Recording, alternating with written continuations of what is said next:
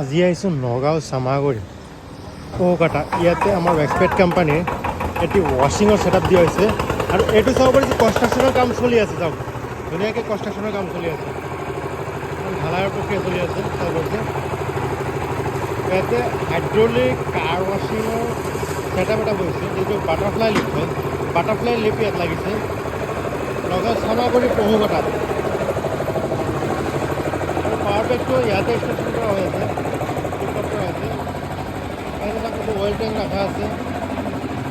তাৰপিছত আকৌ এইটো 60 লিটাৰ ডাবল মটৰৰ ভেকুম ক্লিনাৰ, ফুল্লি হেভি ভেকুম ক্লিনাৰ হয়তো।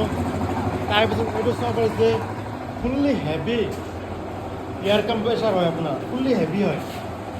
500 পাউণ্ডৰ 3 HP fully heavy air compressor. আৰু ইয়াতে ৰখা আছে আপোনাৰ AR ইটালিয়ান পাম্প। কেনেকুৱা আপোনালোকে নিশ্চয় ভালকৈ জানে, মই আৰু দেখাবলৈ বুজাবলৈ একো নাই। আৰু ইহঁতে ৱাটাৰ প্লাণ্ট এটা কৰিছে ধুনীয়াকৈ। চাওক